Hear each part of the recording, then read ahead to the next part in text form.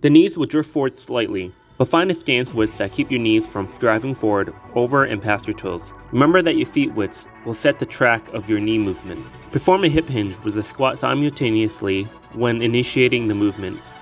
This will prevent your knees from driving forward and passing your toes. Last but not least, maintain a neutral spine and try to keep your chest forward rather than pointing downward.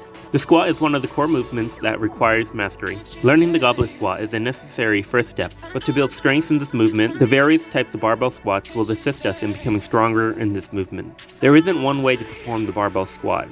Depending on the load's position, it requires the recruitment of different muscle fibers, movement patterns, and strengths.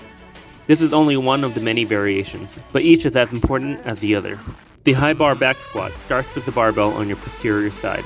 To pick up the weight, find a hand width a little wider than shoulder width apart. The less mobile your shoulders are, the wider the widths may have to be. Step under the bar and bring your head to the other side of the barbell. In this position, your elbows should be on the original side of the bar when you begin setting yourself up. Shift your elbows back and up towards the ceiling. If your elbows fall directly under the bar and you're unable to lift it up so it's on the posterior side of the bar, reset and take a wider grip. Another area of focus is where the bar sits on your back.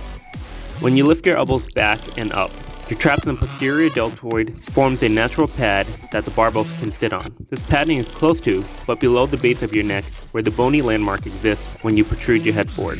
What you shouldn't do is sit the barbell directly on this protruding cervical vertebrae at the base of your neck. The natural padding formed by lifting your elbows comes below it, so use this vertebrae as a guide. Your feet width should be similar to the goblet squat. At this point, you should be very familiar with the squat without needing to sit on a bench or support. Your knees should not drive forward over your toes during the squat either. It's important that we work together to monitor your squat's form. So if you're able to, please send me a video of your squat from a side view. As you perform the squat itself, it is not important yet for us to squat to parallel. During the squat variation, we are looking to get our femur to 45 degrees or 90 degrees, but we are not looking to squat ass to grass, where your hips travel below your knees. You may see me performing this variation in this tutorial, but do not feel like you need to do it immediately.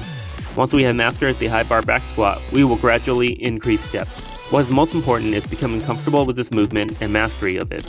Weight progression on this exercise may be slow. If the initial week we are performing the squat where we get the femur to 45 degrees, the week after I may recommend you keep the weight, but sink a little lower, all while monitoring if your knee is drifting drastically forward and passing your toes. As we progress with this exercise, we are looking to make sure your knees are not drifting too far forward no matter the depth until 90 degrees with your femur.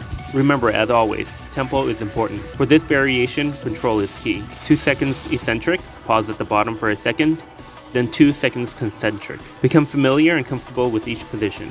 So to recap, the knees will drift forward slightly, but find a stance width that keep your knees from driving forward, over, and past your toes. Remember, your feet width will set the track of your knee movement. Perform a hip hinge and squat simultaneously while initiating the movement. This will prevent your knees from driving forward and passing your toes. Last but not least, maintain a neutral spine and try to keep your chest forward rather than pointing downward.